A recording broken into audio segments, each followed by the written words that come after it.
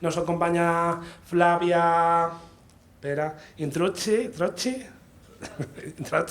de Hablar en Arte de la plataforma MAR, que va a moderar la siguiente mesa, que como os decía ya Felipe, digamos un poco en la jornada hay una parte que es curada, ¿no? En el sentido de que hay una parte que seleccionamos nosotros de ponentes, pero también nos interesaba abrir a través de un open call también las voces a otras personas, a otros proyectos que no tuviéramos quizá en el radar, pero que de alguna manera ayudan también a problematizar los objetivos de este encuentro. Entonces eso, nos acompaña Flavia, que va a moderar la sesión. Si te parece, Flavia, ya nos puedes acompañar. También está Nuria Sotelo, de A Casa Bella, Inés García, de Cancha Libre, de la Sala Recalde, Moja Guerú, de Conciencia Afro, Claudia Sánchez, de Plataforma Bajo Teja, y Macarena Medero, de Tequeando. Entonces nada, con vosotros...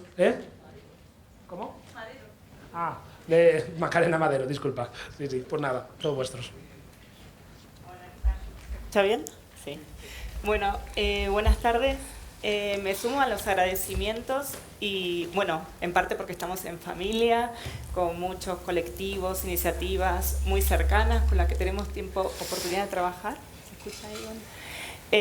Y también por esta calidad de tiempo, ¿no? Que nos junta hoy la tarde, esta posibilidad de un encuentro, la potencia de juntarnos, de poder escucharnos pausadamente en estas nuevas prisas que nos acompañan. Yo soy Flavia Intrucci, soy miembro del colectivo Hablar en Arte. No tenemos 25 años, tenemos 22. Y es una asociación cultural que tiene sede en Madrid, ¿sí? Pero estoy aquí como representante de MAR. MAR es una iniciativa que se lleva a cabo entre Hablar en Arte, en el Museo Reina Sofía y también Fundación Nina Carazo, Daniela Nina Carazo. En ese sentido, el proyecto mismo se pretende como una plataforma para la mediación cultural en España y también más allá del Estado español, entre personas hispanohablantes, ¿sí? Y somos entidades tan distintas que ya la propia puesta en marcha del proyecto es un proceso de mediación en sí mismo. Podemos ir a casos muy concretos que podrían ser incluso hasta generar un convenio de colaboración cuando no existe una terminología para este tipo de prácticas, ¿sí? A nivel institucional. Creo que había un vídeo por ahí, que así mientras que voy hablando se ve un poquito lo que es MAR.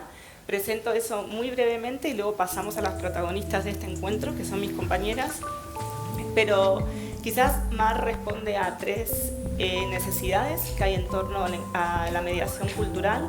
Una de ellas es identificarnos y generar espacios de encuentro, que eso se lleva a cabo en Remediar, que es un encuentro anual, pero luego también es generar un espacio de reflexión y de pensamiento en torno a esta práctica que se lleva a cabo a través de un nodo que se llama alzar. Es alzar la voz juntas, ¿no? Esa necesidad de nombrar las necesidades y llevar a cabo procesos de transformación activa al respecto.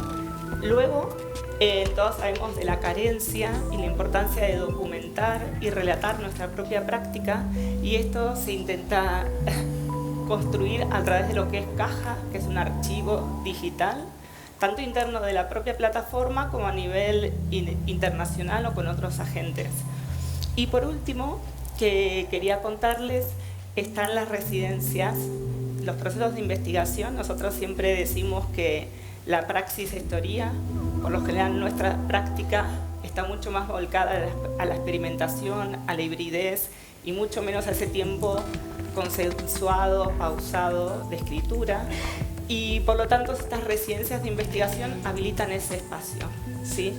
El programa se llama Notar y este lunes acabamos de lanzar la convocatoria. Entonces, bueno, les invito a que luego pasen a visitar la página web de MAR. Y aquí está, justo clavado el tiempo. Y bueno, y sin más, ese es el nombre de quien estoy hablando en este momento. Por último, sí, agradecer y mencionar que en este proyecto es verdad que la Fundación es un agente más que incorpora esa visión, su tiempo, su acompañamiento, y esto no es recurrente en los proyectos, por lo cual es muy importante de resaltar. Y aquí están nuestras compañeras, son 5 proyectos aquí en el Estado español con prácticas muy diversas en torno a la mediación. En algunas de ellas es troncal, en otras puede ser una herramienta o un fin en sí mismo, ¿sí? Hay algunas iniciativas que son en el espacio rural, otras que están en diálogo con instituciones, otras con comunidades muy concretas, como puede ser también Espacio Afro. Y voy a mencionarlas y luego, para agilizar la presentación, que es siempre el tiempo apremia, cada una de nosotras pasamos a mencionar, a relatarnos. De A Casa Vela está Nuria Sotelo, luego Cancha Libre en Sala Recalde, Inés García, Conciencia Afro, Moja, Gerou, lo pronuncié bien, Plataforma Bajo Teja, en Ávila y en Madrid, Claudia Sánchez, y luego Tequeando, Banco de Proyectos Colaborativos, Macarena Madero. Si quieren comenzar, Nuria. Pues comienzo. Me encanta esto de la Casa Vela, sí, porque es a Casa Bella, con V en gallego, que es de vieja, pero bueno, fuera parece que es de bella, que también está bonito. Bueno, eso, me sumo a los agradecimientos a concomitentes y a Hacemos por esta convocatoria que han hecho, agradecidísimas de estar aquí compartiendo, y también por propiciar estos espacios de encuentro, que el encuentro es como, en última instancia, la base de nuestro proyecto, ¿no? Un encuentro entre... Bueno, aquí tenemos imágenes que, si os aburrís de escucharme, ya vais viendo de lo que va pasando por allí. Encuentro entre iguales y encuentros improbables nos interesa, ¿no? Juntar a qué sucede cuando generamos estos espacios de encuentro de personas que no se encontrarían si no fuese por esto. A Casa Bella es un espacio de creación en el rural. Estamos en un pueblito de 20 habitantes en la provincia de Ourense, y para empezar, estoy pensando, ¿cómo les cuento? Pues llevamos muy poquito tiempo. La casa, el espacio físico, abrimos en el 2021. Pero nosotros llegamos allí, Rubén Vilanova y yo, que está ahí, que somos como los iniciadores de este proyecto, que es un proyecto vital también. Tuvimos a una niña y decidimos irnos al campo. ¿Y cómo poder continuar con nuestro trabajo artístico? Rubén es fotógrafo, yo soy bailarina y coreógrafa, y también llevaba tiempo trabajando en esta parte de salirse de las lógicas de consumo, de la creación artística, ¿no? Que no sea pues eso, llegar a un teatro, llego allí, expongo, los que vienen, me piro y ya está. Entonces, como continuar con esto también en este espacio rural. Y por otra parte, además de querer continuar con nuestro trabajo profesional, nos interesa, nos parecía fundamental el contexto, ¿no? Pues mezclarnos, formar parte del ecosistema activamente, tanto social como también hay una parte de nuestro proyecto que es mantenimiento de patrimonio inmaterial en las prácticas que tienen que ver con el rural, que podemos aprender y cómo podemos retroalimentarnos de estas prácticas, ¿no? tan sostenibles. Como decía, llegamos en 2017 allí, a este pueblito, a Miadoso, y empezamos a hacer como proyectos piloto, trabajando con diferentes agentes del territorio, con el concello. Empezamos a trabajar sobre todo con el área de servicios sociales, con igualdad y familia, trabajando en diferentes programas que ya tenían, ¿no? Y este interés de cómo llevar la danza y la creación artística a cómo trabajar conceptos a través de la danza, ¿no? Cómo trabajar la creación artística creando comunidad. ¿Qué pasa con esta herramienta? Que es, bueno, como súper interesante. Y después, en 2019 también tuvimos entramos dentro de Art for Change de la Caixa, nos pilló la pandemia, pero también fue una vía muy buena como para abrirnos al territorio, a diferentes sectores, gente mayor, como juntarlos con adolescentes, con gente con diversidad funcional, con otra gente con intereses artísticos y de la danza de por la zona. Y fue esto, en el 2021, cuando abrimos el espacio físico de A Casa Bella, que una de sus líneas fundamentales son las residencias artísticas, donde, sobre todo ahora mismo dentro del campo de la creación escénica contemporánea y del cuerpo, de la danza, también que nos parece súper importante en este momento que estamos viviendo de virtualización y de cómo me relaciono yo con mi cuerpo y cómo mi cuerpo se relaciona con los otros cuerpos. Hay mucho tema que trabajar. Y en todas las residencias artísticas hay una parte de mediación. Entonces, en esta mediación pues están las dos partes, los artistas y el contexto, ¿no? Entonces, intentamos que sea una alimentación mutua, ¿no? Como el proceso artístico se puede nutrir de esta mediación, entonces siempre hablamos con cada artista residente para conocer en qué punto del proceso está, si es un punto inicial, si es un punto intermedio, si es final ya, entonces pues puede ser desde una muestra, un coloquio, un trabajo con institutos, un trabajo con colegios. Entonces esto es el propio proceso artístico se alimenta del contexto y el contexto se alimenta de algo que está dirigida, que es hacia ellos. Y en el caso de las muestras, por ejemplo, nos parece un privilegio el poder mostrar piezas en proceso para otra comprensión y otro acercamiento al producto artístico, ¿no? Entonces, bueno, pues un poco esto. ¿Qué más? A ver, que me pierdo. Pues poco más, ¿eh? Ya pasaron los 8 minutos. Estamos bien. Bueno, podemos dejar y después seguimos, pero bueno, un poquito las líneas son estas, ¿no? El trabajo para nosotros también es importante habitar el lugar, para tener este conocimiento del contexto, poder pues hablar con las vecinas, poder hablar con los institutos, poder hablar con otras asociaciones e ir conociendo qué nos podemos ofrecer mutuamente.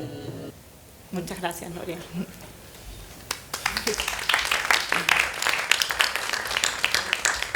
Continuamos con Inés. Estoy muy agradecida de estar aquí y de poder presentar este proyecto que es Cancha Libre, del cual formo parte. Es un proyecto de mediación creativa que se hace desde la Sala Recalde en Bilbao. Entonces, Cancha Libre es un grupo abierto de jóvenes que tienen entre 17, 25, se puede ampliar hasta 28, 30 años, y que desde el 2020 lleva trabajando, yo diría más que trabajando, habitando ese espacio expositivo que es Sala Recalde. Y yo soy la facilitadora en mediación con la institución. Entonces yo soy artista y bueno, pues también hago esta meditación. Efectivamente. ¿Por qué meditación? Mira, me ha salido esa palabra, pero yo creo que todo tiene sentido. Porque mayoritariamente yo creo que lo importante de lo que yo hago allí es escuchar, ¿no? Es como una actitud totalmente abierta y de estar presente y de escuchar a las necesidades del grupo. Entonces, Cancha Libre nace como una necesidad que yo creo que tiene muchas instituciones de cómo acercar, no solo a través de exposiciones, sino acercar a personas jóvenes al museo, ¿no? A la sala de exposiciones. Entonces, pero no a través de talleres, sino igual otro tipo de proyecto. Entonces surge como un espacio libre, sin ningún tipo de guía o de hoja de ruta, sino pues vamos a crear un espacio abierto. En ese espacio abierto, en un primer momento, empieza a haber hay diferentes tempos. Uno que es en el inmediato, que es el acercamiento al espacio expositivo, de maneras poco convencionales. Y el inmediato, por ejemplo, es a través de acciones que se hacen en la sala cuando nos encontramos, que puede ser desde correr, desde tocar todo lo que no se puede tocar, ¿no? Que es algo que, claro, que hay muchos límites en un espacio en blanco. Luego, espacios de encuentro y desencuentro, porque también pues, hemos hecho talleres, por ejemplo, con Aisen, que es un colectivo de personas jóvenes trans, un espacio de intercambio, porque además de esos tempos cortos, están los talleres que tienen tempos un poquito más largos, y luego están, por ejemplo, propuestas que salen de la propia Sala Recalde, que son pues igual habitar una sala expositiva durante una semana. Y ahí hay también total libertad, y por ejemplo el grupo pues igual plantea pues que vengan otros colectivos, vengan sus amiguis, pues un poco lo que quieran. Y entonces, en relación a la mediación, yo lo he planteado como 4 puntos, ¿no? Los mundos me sirven un poco para hablar cómo se crea una mediación como tan experimental o tan libre en un espacio que es con muchos límites, que es la institución. Pues yo creo que, por ejemplo, la palabra podría ser a través de la confianza. Hay una confianza casi completa en mí, y entonces yo soy la que al grupo voy como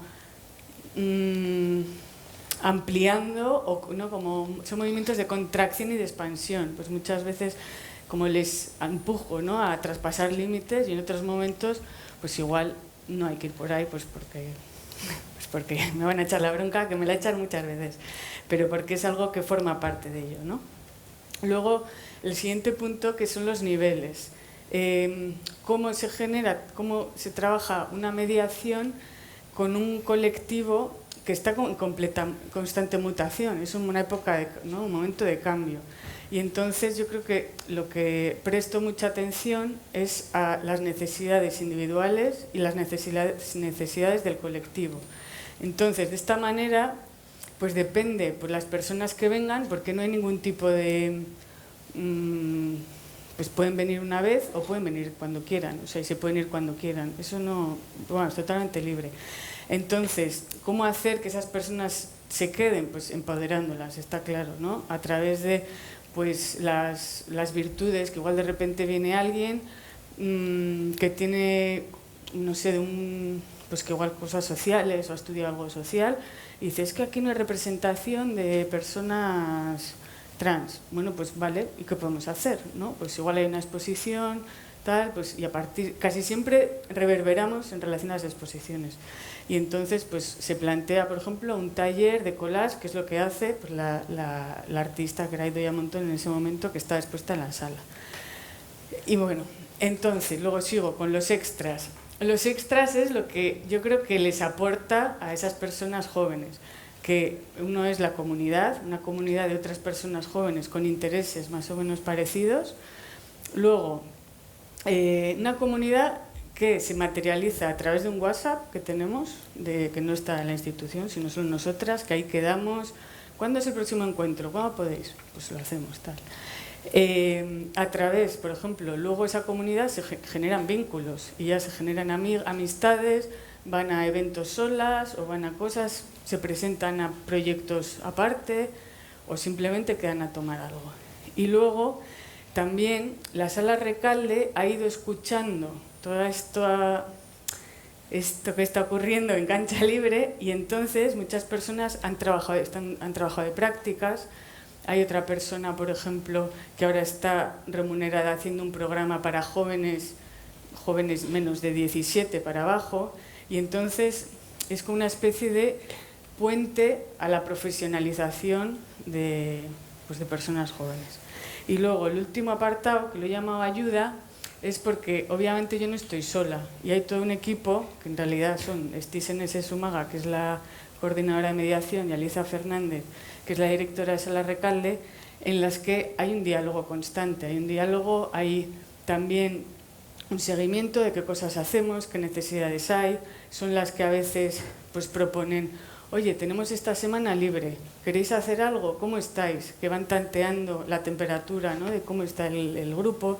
Inés, pues igual hay que hacer más hincapié en esto, porque yo pues igual me voy hacia un lugar, ¿no? Y entonces eso que yo hago con Cancha, que es ir como acotando y expandiendo, pues ellas en cierto modo lo hacen conmigo también.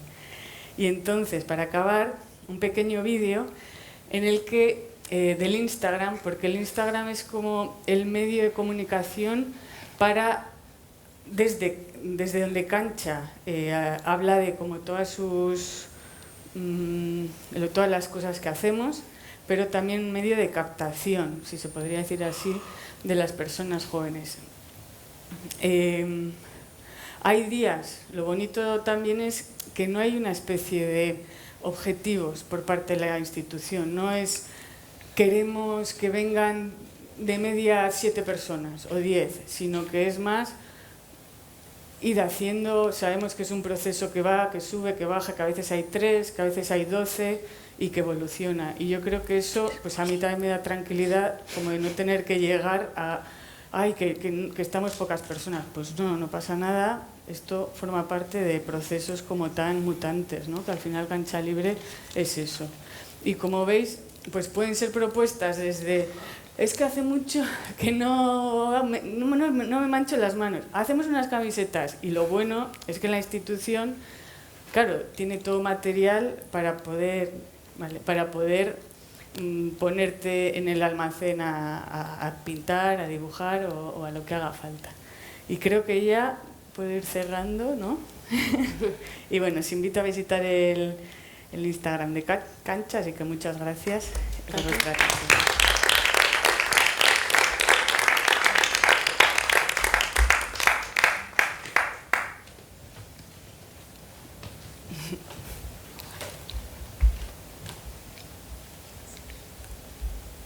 Me pongo el cronómetro para el tiempo. Sí. Bueno, pues muchas gracias. Yo soy Moja Jereu, miembro de Conciencia Afro. Gracias a concomitentes, tenemos a todos los organizadores de este encuentro. Y bien, pues os voy a hablar de Conciencia Afro, de qué es lo que hacemos y un poco por qué estamos aquí. Básicamente, Conciencia Afro nació en el año 2016 en el marco de Matadero de Madrid. Esto es importante porque a partir de un proceso, ¿no?, en el que allí en esta institución pública salió como una propuesta, o sea, que enviáramos propuestas allí, pues bueno, se presentó la idea de hacer encuentros de la comunidad negra, eso tuvo un cierto éxito, se planteó que eso perdurara un poco más del tiempo durante un año, al final acabaron siendo 5 años, de ahí nació el Festival Conciencia Afro, que es una de nuestras actividades más importantes. Y bueno, y eso, y en el centro y en la base de todo esto está el reivindicar, celebrar y difundir las realidades de la comunidad negra, africana y afrodescendiente en España. Esto es importante teniendo en cuenta el contexto de España, ¿no? Un contexto en el cual históricamente a las personas negras, hablando en este caso, pues se nos ha excluido no solo a nivel social, sino también a nivel histórico de nuestras contribuciones, de nuestra presencia en el propio territorio, ¿no? Y yo creo que sin entender ese contexto, esa historia, no se entiende el nacimiento de Conciencia Afro y la necesidad, ¿no?, de que Conciencia Afro esté allí para reivindicar lo que se ha hecho en el pasado, pero también lo que se hace en el presente y para que se deje ese pozo para la posteridad, ¿no?, para que en el futuro pues, se creen referentes a quienes estén por venir. El equipo, bueno, pues esas somos las personas que estamos, Jason, Amal, Rubén, Sara, Lucian Bumeo, Esther Mayoco, Ana Viva, Marisol, diferentes personas que desde diferentes ámbitos nos hemos juntado aquí en Conciencia Afro para crear un proyecto que pueda conectar en diferentes niveles.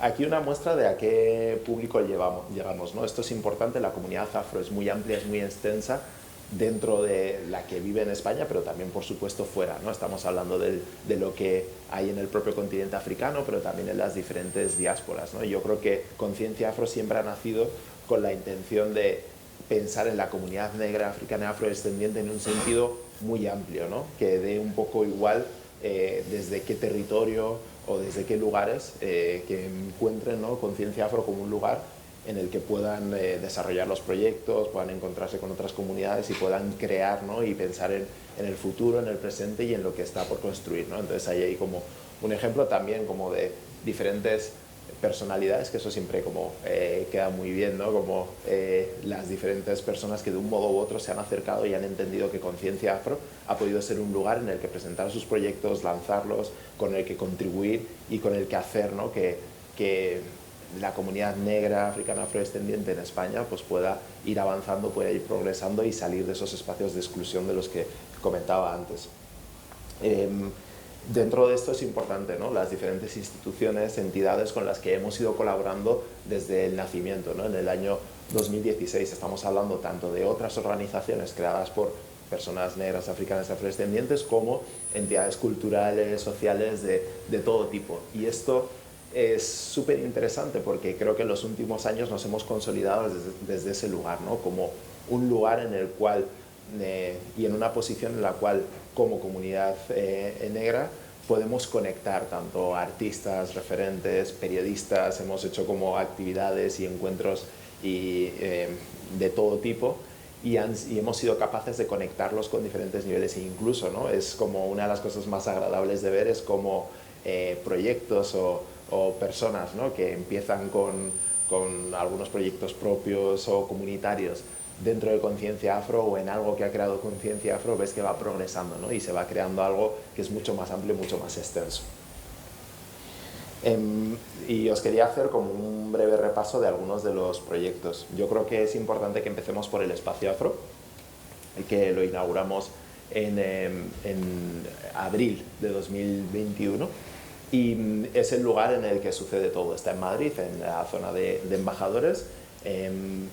Esto vino a raíz de que ya después de los 5 años de colaboración con Matadero, que eso ya se terminó, vimos la necesidad de tener un espacio propio independiente del que pudiéramos construir nuestra propia agenda y dependiéramos de nosotros mismos. No significa que con Matadero las cosas fueran mal, simplemente que, bueno, que ese punto de independencia pues mola, ¿no? Y bueno, lo cierto es que a pesar, ¿no? de que nos hemos dado cuenta de que es algo muy costoso, ¿no? y muy cansado, ¿no? Poder abrir un centro propio, es verdad que nos ha dado como muchas alegrías, ¿no? Cuando vemos como cada semana en las diferentes actividades que planteamos, por ejemplo ayer hicimos por primera vez unas clases de afrokuduro, ¿no? Que es un baile de Angola y fueron como un montón de personas y fue como muy agradable hacer eso desde ahí, pero también hemos hecho encuentros de emprendedores africanos afrodescendientes que tratan ahí de lanzar sus proyectos. Pues hemos hecho encuentros de periodismo, ¿no? De la mano de CEMOS y a un nivel europeo. Entonces, bueno, es donde suceden la mayoría de las cosas. Dentro de todo esto, se comentaba antes del el festival, ¿no? Que además fue en colaboración con la Casa Encendida, lo cual fue una maravilla, era la primera edición que hacíamos ahí y fue como muy interesante hacer ese proceso, ¿no? De colaboración con una entidad que tiene una historia y que es tan referente, ya no solo en Madrid, sino en toda España, y cómo a partir de ahí pudimos conectar, ¿no? Con artistas, bueno, tanto de la música como de la creación textil, como de la fotografía. Se pudieron dar conversatorios, debates, un montón de actividades muy, muy interesantes, también espacios infantiles, y creo que siempre Conciencia Afro, a pesar de que las actividades, ¿no? Quienes intentamos que lideren las actividades siempre, ¿no? Es como una de las bases, sean las personas negras, africanas o afrodescendientes, sí que es cierto que siempre hemos tenido una vocación de que las actividades sean abiertas para todo el mundo, ¿no? Independientemente de que pertenezcas a esta comunidad o no, que sea un espacio de encuentro para toda la sociedad española, europea o mundial, ¿no? Si hace falta, ¿no? Que no sea algo como cerrado, y eso yo creo que siempre ha sido muy importante y creo que nos ha permitido poder conectar en diferentes niveles. Me queda un minuto. Hablamos del campamento urbano, que esto es como nuestro pilar de actividades infantiles. Lo hacemos cuando son los periodos de vacaciones y ahí, ¿no? Pues con los peques les mostramos pues otro tipo de referentes, otro tipo de historias, otras maneras de hacer mucho más arraigadas pues por ejemplo en el continente africano y así, por supuesto libre de todos esos estereotipos, exclusiones, ¿no? Que por desgracia muchas veces en el sistema educativo se van reforzando, ¿no? Continuamente. El proyecto Afromayores, que he puesto una foto que me he equivocado, como veis no son afromayores, son afrojóvenes, pero Bueno, es un proyecto fotográfico de Loral Leyer, Lucía Ngomio y José Ollono, en el que tratan de visibilizar la realidad de las personas mayores negras en España, ¿no? Porque muchas veces se habla de esto de los jóvenes, ¿no? Que vienen a pagar las pensiones de nuestros mayores, ya, pero ¿quién paga las pensiones de nuestros mayores, ¿no? También, ¿no? Que también nos hacemos mayores, también pasamos de la edad de trabajar, ¿no? Y también nos jubilamos, ¿no? Y queremos recibir la pensión. Y termino con la Residencia Fronterizos, que fue un proyecto muy interesante. A través de una financiación pública conseguimos, ¿no? Poder becar a 5 artistas diferentes que presentaron unos proyectos muy centrados en las artes escénicas y que lo pudieron presentar tanto en el Espacio Afro como en la Casa Encendida durante el festival, y que eso ha servido, ¿no? También para ver otras formas de pensar desde las artes escénicas que salgan un poco, ¿no? Muchas veces de esa mayoría blanca, ¿no? que en ocasiones suele haber. Y por último, la biblioteca, ¿no? Que consideramos, ¿no? que los libros como uno de los puntos de encuentro más importantes, ¿no? entre la comunidad negra, africana, afrodescendiente y el resto de la sociedad, poder apoyar esa producción literaria, poder hacer que todo ese conocimiento circule, no se quede estancado, no se quede en los márgenes, sino que esté en el centro. Y eso es todo. Muchas gracias.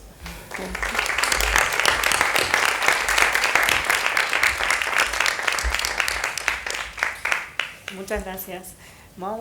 Continuemos con Plataforma Bajo Teja con Claudia Sánchez. Sí, bueno, hola, ¿qué tal? ¿Cómo estáis? Muchas gracias por seguir ahí manteniendo la escucha activa. Nada, yo soy Claudia y vengo en representación de la Plataforma Bajo Teja, y queríamos empezar esta presentación haciendo referencia a esto que estáis viendo en el vídeo, esta especie de lista de entres interminable entre el asfalto y el Prado, entre la Rabia y la Verbena, entre la periferia y el centro, porque nosotras siempre decimos que Bajo Teja es una plataforma artística y de mediación cultural situada entre el asfalto y el Prado. ¿Y esto qué quiere decir? Bueno, pues que trabajamos siempre entre lo urbano y lo rural, pues tratando un poco de diluir las fronteras que existen entre ambos imaginarios. Esto se debe a que esto, como podéis ver en el vídeo, no nos afecta solo a dónde nos situamos geográficamente, sino también a nuestros modos de hacer, de relacionarnos y las temáticas que tratamos. Bajo Teja está conformado por un equipo joven que venimos de diferentes disciplinas, y bueno, por mencionarlos, forman parte Alex Martínez, que viene de la mediación cultural y la danza, Mara Sania, que es diseñadora, artesana y mediadora, y yo, Claudia Sánchez, que vengo más del mundo y de la música y de la performance, así que tenemos ahí un buen mix. Y nada, siempre nos gusta mencionar que realmente Bajo Teja pues es una plataforma muy porosa por el que pasan muchas voces y muchas personas.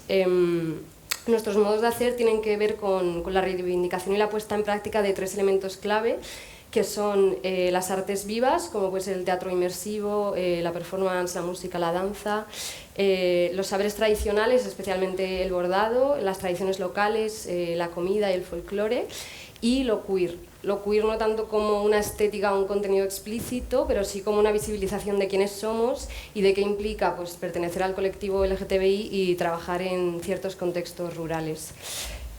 Luego nuestras líneas de trabajo se ramifican en 3 también, que son creación. Tenemos una pata más enfocada a la producción artística, que parte de las artes vivas, otra pata más de mediación, con la que desarrollamos proyectos comunitarios tratando de implementar metodologías participativas, y luego la educación, que es la pata más nueva para nosotras, donde nos estamos intentando meter y que bueno, tiene que ver pues con generar espacios de pensamiento y de reflexión colectiva.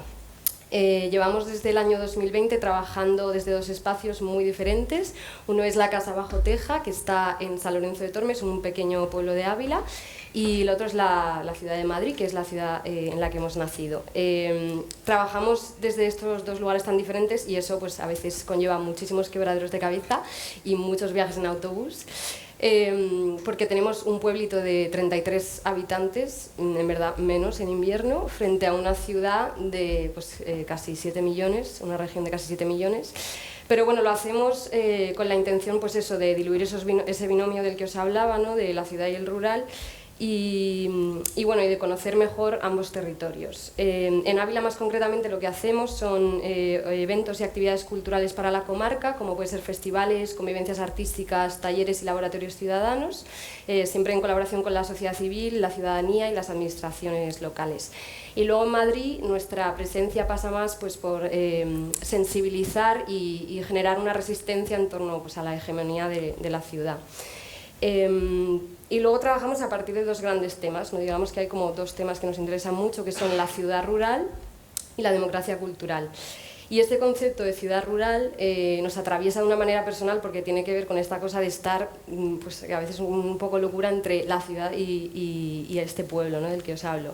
Y bueno, por dar una explicación un poco más concreta de qué es, tengo aquí una cita de Jaime Izquierdo Ballina, que es el autor del libro La ciudad agropolitana, la aldea cosmopolita, y describe el concepto de la siguiente manera, dice: la ciudad agropolitana es la que recupera, rehabilita y actualiza la relación de la ciudad con el campo, a través de nuevos objetivos e innovadores instrumentos de gestión. Y tal y como lo plantea él, pues la ciudad en su origen no era un lugar tan separado de la aldea, o sea, no se ponía tanto al funcionamiento y a la gestión de la aldea, sino que tenía un modelo similar que ofrecía pues mayor número de oportunidades para el desarrollo colectivo y personal, pero la ciudad, o al menos así lo percibimos nosotras, como personas que habitan la ciudad, se ha convertido como una especie de isla desconectada de su ruralidad y de su entorno periurbano.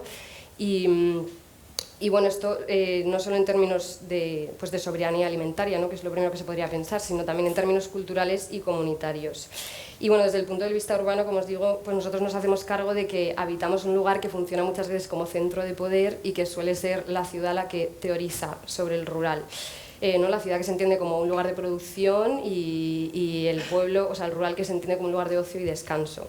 Entonces nosotras lo que proponemos es hacer una reflexión en conjunto sobre cómo pueden generarse comunidades más sostenibles con modelos de producción más responsables dentro de la ciudad, ¿no? Entender que esos otros modelos no tienen por qué ser o no deberían ser exclusivos del campo, sino que es necesario hacer una revisión desde dentro, desde la ciudad también, e investigar cómo el pasado rural de Madrid, por ejemplo, puede ayudarnos a reconfigurarla. Y bueno, para ello, ¿qué hacemos? Pues bueno, hacemos proyectos, lo que es en Madrid, que aunan las artes vivas con la mediación cultural, sobre todo recorridos como más performativos. El primero de ellos que hicimos, por daros un ejemplo, se llamó Del asfalto al Prado, también. Consistía en un paseo por la casa de campo en la que invitábamos a reflexionar sobre cuál es nuestra relación con este espacio, que muchas veces se entiende como una extensión de la ciudad, ¿no? Y que no está como integrado en nuestra vida cotidiana, ¿no? Y luego nuestro segundo eje temático, como os decía, es la democracia cultural, que pensamos en ella como un escenario a futuro, como un ideal en el que la cultura sea más accesible, más participada. Y para ello actualmente estamos implementando un proyecto de mediación cultural que se llama En la carretera no se baila. En la carretera no se baila tiene este nombre porque nace de una tradición que se hacía en mi pueblo, que consistía en que cuando era la fiesta local, el día de San Lorenzo, la gente bajaba a la carretera y se ponía a bailar en medio de la carretera porque no pasaban casi coches, obviamente, y aunque esto ya no se puede seguir haciendo de la misma manera, sí que nos parece importante como insistir en esta importancia de la cultura, cómo nos atraviesa y cómo nos hace ver el mundo de una u otra manera, ¿no?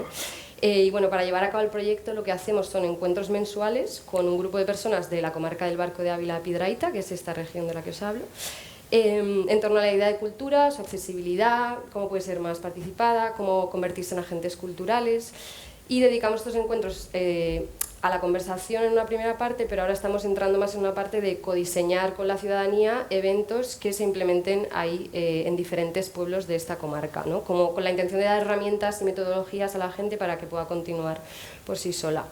Y bueno, ya por concluir, esto me va advirtiendo del tiempo que queda, yo creo. Hemos pensado mucho sobre cuál debería ser nuestro posicionamiento, nuestro papel en estas jornadas, porque lo cierto es que nosotras no hemos trabajado tanto dentro de la institución como nos gustaría, pero sí que pensamos mucho en ella y la pensamos desde el planteamiento de la democracia cultural, ¿no? Como un modelo de gestión que permita a la ciudadanía construir la cultura que quiere. Para nosotras el mayor aprendizaje que hemos sacado de trabajar desde nuestro pueblo es ese, el trabajar con comunidades, con la gente, la escucha, y creemos que aunque eso es un poco más difícil de encontrar en la ciudad, porque estamos como parece un poco desconectadas de los barrios y de los movimientos ciudadanos, pues están ahí y solo hay que poner el foco en ellos. Así que eso es todo. Muchas gracias.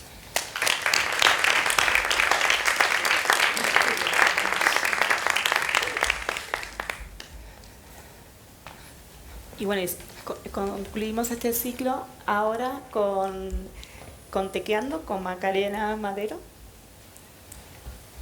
del Banco de Proyectos Colaborativos de aquí, de Sevilla.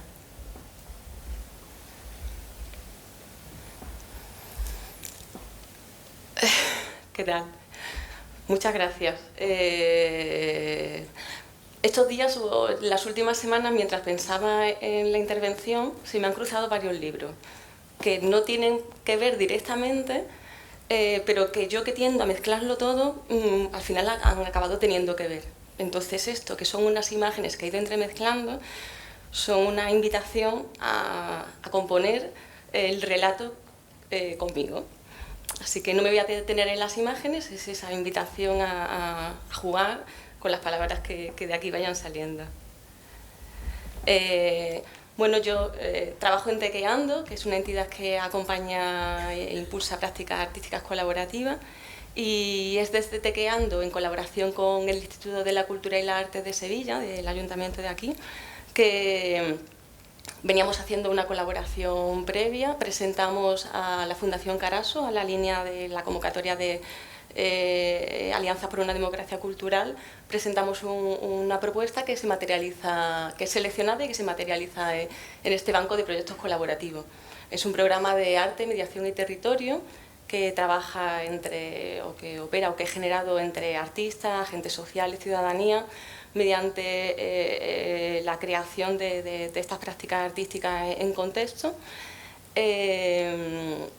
Y bueno, el trabajo que nosotras ponemos a funcionar se me ha cruzado porque comentaba la compañera la confianza, habla de la confianza. Cuando nosotras lanzamos esta propuesta, parte de un espacio de confianza, de sintonía entre ICAS y Tequeando.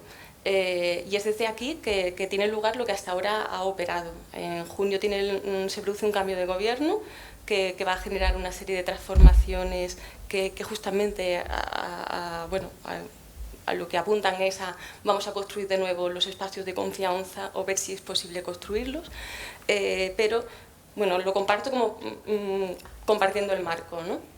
Entonces, desde esa manera, desde esa sintonía, es que hay una apuesta de codiseñar estas políticas culturales, sostener, reforzar e impulsar prácticas situadas y de investigación artística, que en realidad son dos elementos que para nosotras están sumamente interrelacionados.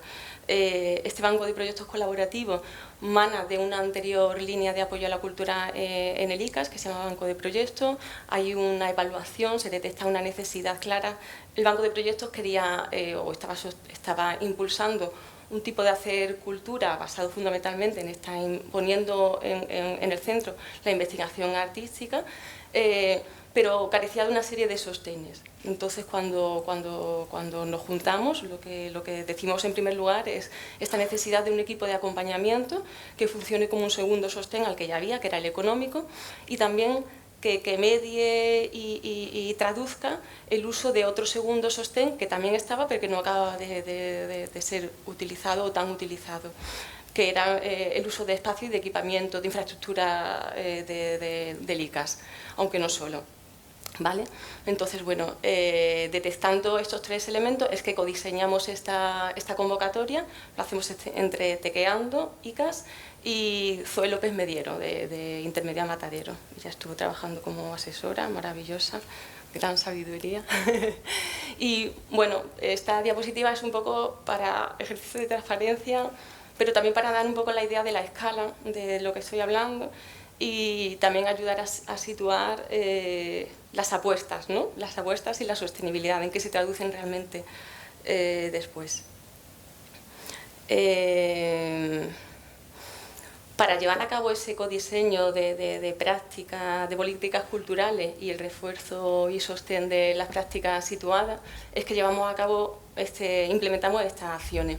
Empezamos con este codiseño que comento, del que, bueno, está ahí el enlace, ¿no?, del pliego de la convocatoria, porque realmente es un ejercicio ilusionante de hacer cultura apostando por esa democracia cultural.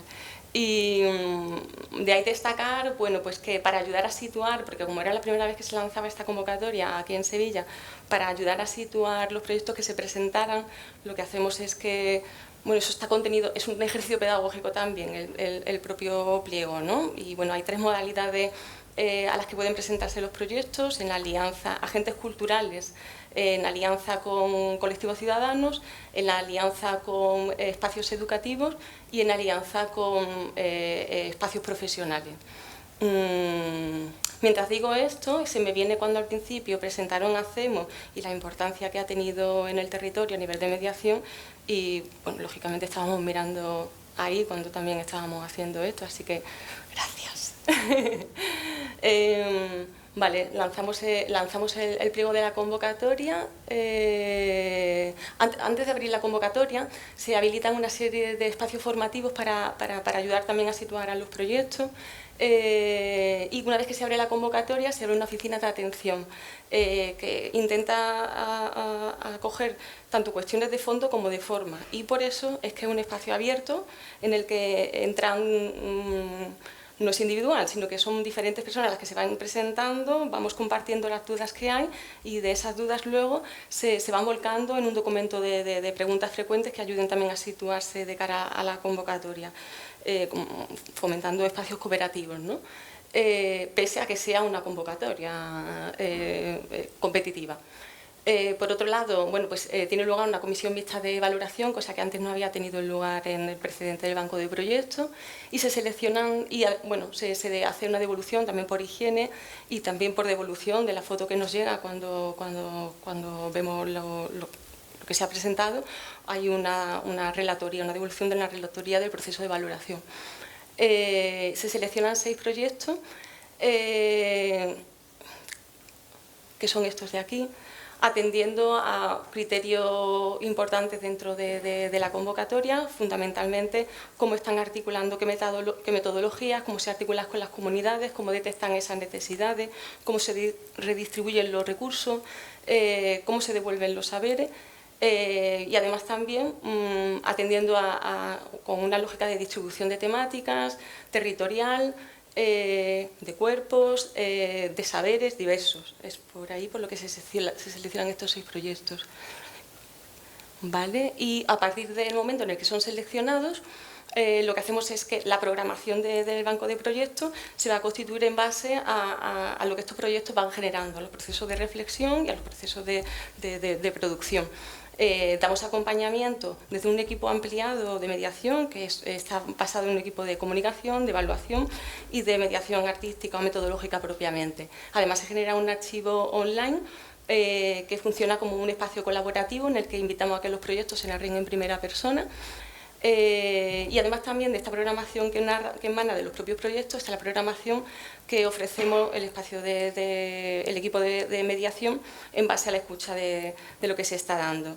Me estoy comiendo el tiempo.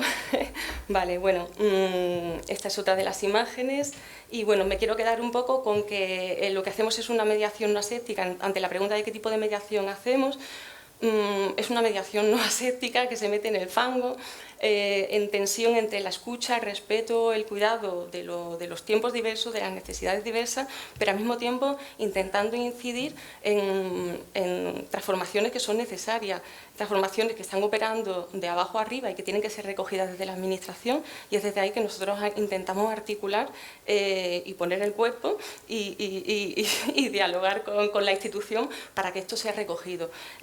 Una de las cosas que no se pueden recoger y que son fundamentales, esto no se puede recoger desde el principio, es que haya una figura jurídica adecuada tanto para nosotras como equipo de mediación como para los proyectos que estamos acompañando, de lo que puedo hablar un poquito más adelante, pero realmente esto ha sido un sesgo y una dificultad muy grande con la que hemos ido lidiando tanto el equipo de mediación como los proyectos. Por un lado se le está pidiendo proceso, pero en realidad la forma de ser remuneradas y de contratación es la de un contrato artístico que responde a unas muestras concretas. Aunque articulamos medidas para poder facilitar que esto sea con proceso y son contratos, en lugar de un solo contrato por proyecto, se realizan varios contratos para poder facilitar un sostén económico repartido en el tiempo, fragiliza, sobre todo en el momento en el que se produce el cambio de gobierno y no tenemos ningún papel que pueda... hay que volver a negociar eso. Hemos conseguido negociar y asegurar los contratos de los proyectos en vigor y lo que estamos viendo es la continuidad de la obra. Y cierro con esto que tiene que ver un poco con cuando operamos con ilusión, pero no se adecuan los sostenes, con la tristeza y la parálisis que eso genera. Es un artículo que he sacado.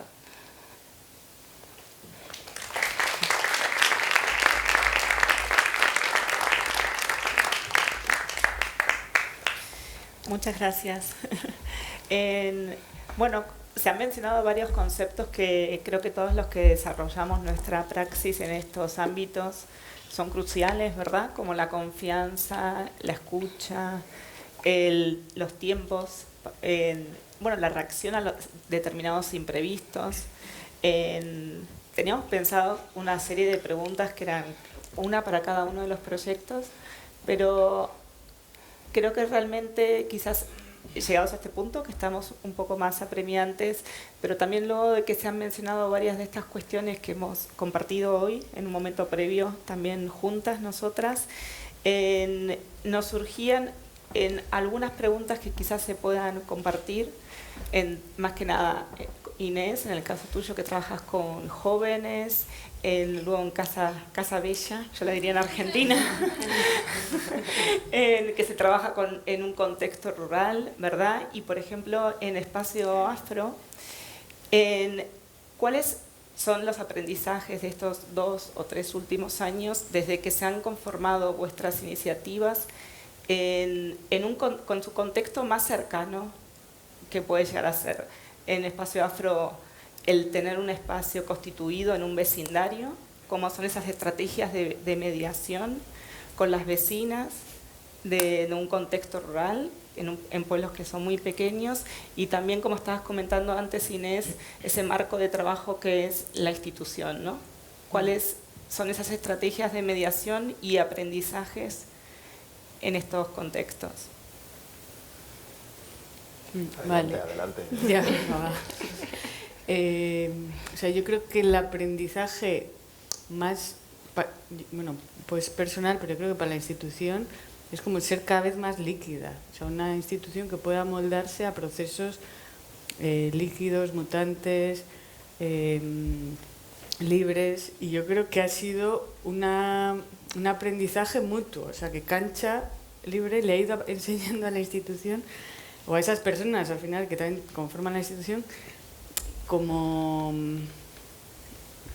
que han ido confiando en, ostras, que esto está bien, vamos a ir a dejarles, vamos a ir flexibilizándonos, ¿no? Porque al principio igual sí había más miedos y poco a poco se ha ido, bueno, es que eso como abriendo todo ese campo. Y luego igual a nivel más personal, en relación con la institución, a ver, es que claro, para mí la institución, en este caso Sala Recalde, son 3 personas.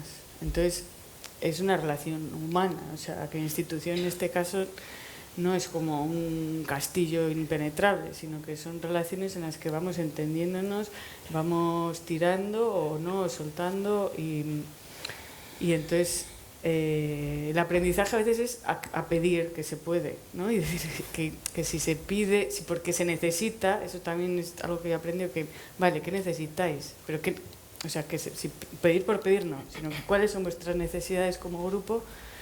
Y entonces eso, por ejemplo, con gente joven a veces es muy complicado, porque ellas mismas no saben qué es lo que pueden o qué necesitan, ¿no? E ir pues encontrando esas maneras de descubrir, de profundizar pues en las necesidades propias y trasladarlas pues a la institución.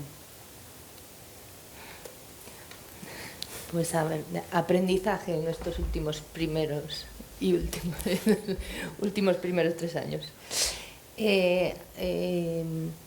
Con respecto a vivir en el rural, yo siempre he sido urbana, desde pequeña hasta ahora. Entonces he sentido una diferencia en los tiempos. Yo estaba acostumbrada, llegas a un sitio, bueno, propones una actividad, hablas con no sé quién, tal, el centro social, venga, va, y lo hacemos. Yo llego a esta aldea y tiene un centro de vecinos y tal, digo, pues vamos a hacer no sé qué, no sé cuánto. Pero ¿qué vas a hacer? Bueno, como que es otra forma de entrar, que que tienes que entrar más despacio, no puedes entrar así a saco como estamos acostumbrados, ¿no? Y también que para entrar valora mucho el trabajo. Y si tienes huertas, o sea, si ven que estás, pues esto que hablábamos también de implicarte en todo el ecosistema, ¿no? Que también implica pues cuidar, pues tenemos leña, nos calentamos con leña, pues entonces tenemos que ir allí al monte, limpiar el monte, tenemos castañas, tenemos que ir a recoger las castañas, tenemos la huerta, entonces esto como que acerca mucho, ¿no? Y no lo hacemos por acercarnos, sino porque creemos en ello, creemos en estas formas de hacer, pero bueno, ¿qué hace falta? Pues ir entrando poco a poco. Después, para mí resulta muy interesante cómo en concreto, las mujeres de mi pueblo, que nosotros no nos dirigimos al sector femenino, sino que son las mujeres las que vienen, porque como esto no sé bien por qué, creo que los hombres tienen sus espacios de socialización y quizá no se permiten ir a otros espacios. Entonces estos van las mujeres que aún encima no tienen otros tipos de espacios, ¿no?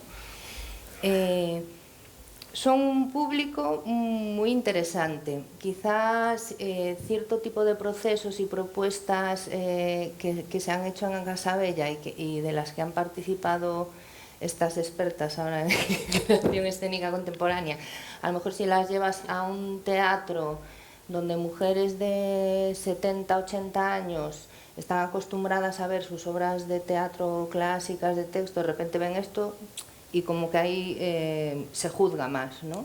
Y esto es como una mirada súper abierta y por ejemplo, estuve en septiembre en Mónica Valenciano, ¿no? Que pues es una de las pioneras, ¿no? de la creación escénica contemporánea, danza, y hace una mujer de 60 años que hace sus locuras. Bueno, pues las mujeres es que se partían de risa, digo, ¿cómo conectaron con esta mujer, con este...?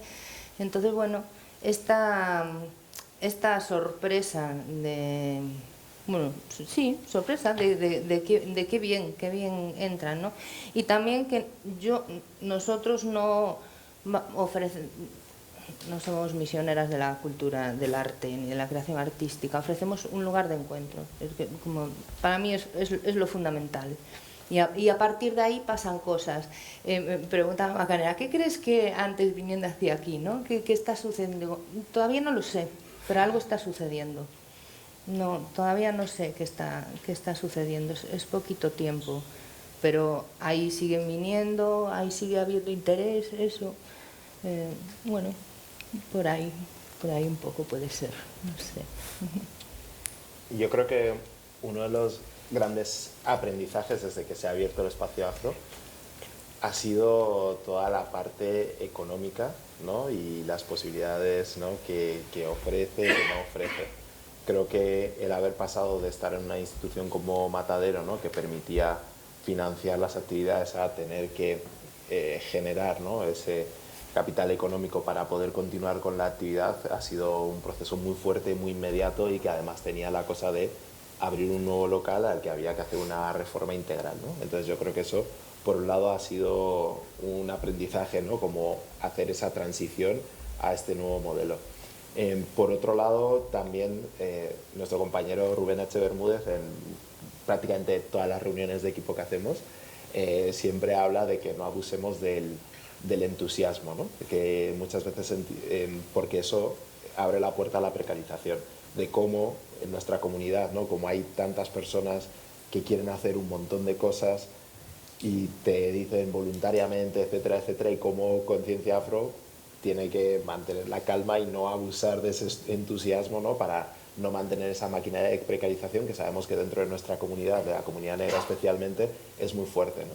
Y luego también la parte de cómo, a raíz de eso, ¿no? A raíz de no querer mantener ese modelo hacia nuestra comunidad, o intentar que lo que creemos, lo que hagamos, pues sea pues para los artistas en condiciones dignas, etcétera, ¿no? Y mantener como todos esos equilibrios a veces es es complicado, ¿no? Porque, no sé, un ejemplo que nos pasa muy habitualmente, pues hay un catering, ¿no? Con una mujer trans negra que se llama La Sudanesa, que la contratamos, pero no tiene papeles, ¿no? O sea, y claro, entonces no puede hacer una factura, ¿no? Y estos proyectos te piden facturas y tú dices, no, pero es que yo políticamente no quiero mantenerme en esa rueda administrativa, ¿no? Y quiero que las personas negras sin papeles pues puedan participar de los procesos, o si ya sea en esto del catering o ya sea como artistas, les queremos pagar y queremos hacerlo, ¿no? Y que la institución, ¿no? O la burocracia,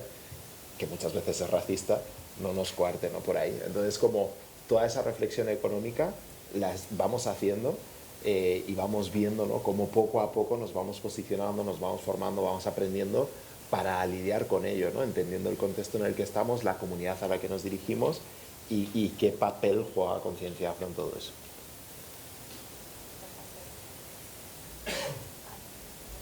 El eco. No sé si alguien quiere hacer una pregunta también, porque vamos con un poco manteniendo el ritmo, pero nos parece muy importante también la participación. Si hay alguna pregunta por parte del público, si no, continuamos. Continuamos.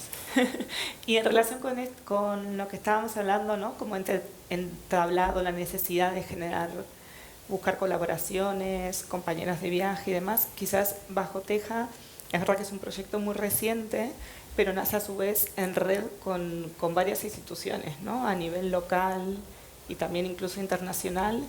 Y desde esa perspectiva, ¿cuál es la importancia para ustedes a nivel de mediación en concreto? Sí, bueno, no tanto con instituciones, pero sí que hemos ido creciendo en base a la colaboración con varias redes y varios colectivos. A nivel así más nacional, pues sí que hemos estado dentro del Cubo Verde, que la verdad es que ayuda mucho para la visibilización de la mediación cultural en el rural, que creo que no está como tan vista. Luego con Amecum también nos ayuda mucho a crecer, porque además como que nos interesa especialmente porque tienen un posicionamiento político muy interesante, ¿no? Y trabajan mucho por la mejora de las condiciones laborales de las mediadoras. Luego también con EPA, que también nos interesa mucho porque es un proyecto joven y que también está haciendo cosas en el rural. Con la REA, que estamos menos implicadas, pero también formamos parte. Y bueno, un poco lo que sacamos de todas estas colaboraciones es un poco salirse como de esa cosa más competitiva que suele tener a veces el sector cultural, ¿no? Y comprender que hay como otros modos de hacer mucho más en consonancia con esto, con una cosa más comunitaria. Y luego más a nivel local en el pueblo, sí que nos parece como muy importante, o nos ha ayudado mucho el colaborar con agentes locales. O sea, ha sido fundamental como para conocer el territorio, para comprender cuáles son los retos del territorio, y también porque ahí funciona mucho más el boca a boca, ¿no? Entonces, da igual que tú mandes un mail a X institución, que ya nos ha pasado, o mandar un mail a un ayuntamiento, que al final lo que la gente quiere es que le diga, esta persona la conozco, hace proyectos muy interesantes, que vengan al pueblo a hacer algo. Eso es lo que funciona ahí realmente. Entonces, bueno, esto es un poco lo que hemos aprendido. Y a nivel internacional, pues sí que hemos estado dentro del Rural Pact, que también nos ha ayudado como a tener esa perspectiva un poco más general a nivel europeo de lo que está pasando y bueno, conocer un poco más en ese sentido. Muchas gracias. Y Macarena, quizás lo último, como para cerrar esta reflexión final que estabas teniendo, ¿no? En torno, entendemos que por la práctica que llevan ustedes a cabo, las prácticas colaborativas, la mediación también se manifiesta en roles concretos, ¿no? De personas o de agentes que pueden ser mediadores culturales, y cómo se despliega y cuáles son esos retos.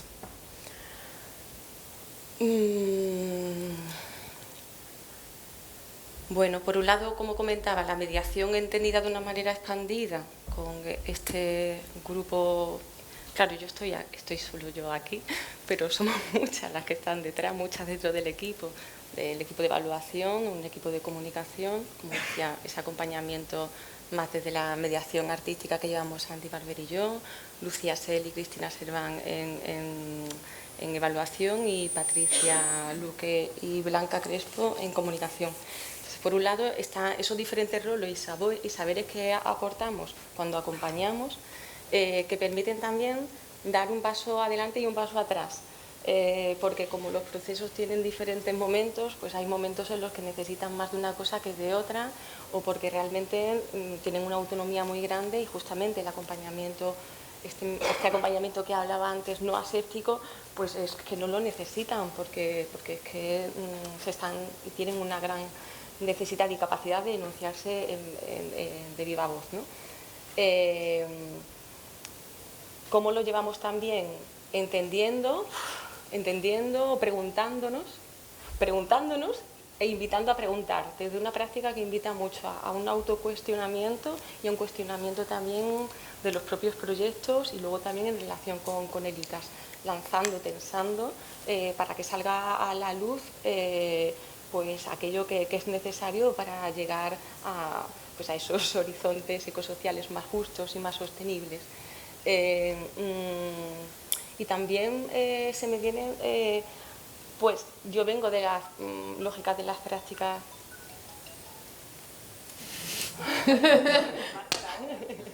de las prácticas críticas colaborativas, me siento más cercana a ese término y a esa manera, a esa manera de encarnarlo que a la mediación, ¿no? Pero bueno, decodifico y recodifico, pero sí es verdad que me ayuda a hacer puente, como por ejemplo, que tener presente que la mediación para mí no puede ser un lugar de asistencia, sino un elemento más, un agente más dentro de la colaboración.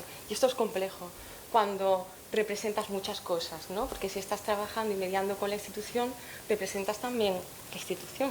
Y de eso también nos tenemos que hacer cargo, pero también me quiero hacer cargo de que es que yo vengo de otro lado y porque me importa ese lado, estoy operando con la institución, ¿no? O como intentando, no venimos para quedarnos, venimos para ver si podemos generar unos espacios amables que otras puedan tomar y dar el relevo. Un poco ese es como el hackeo que tengo en la cabeza para no perder el norte de lo que estamos haciendo, y así es como entendemos la mediación en general, el equipo que está.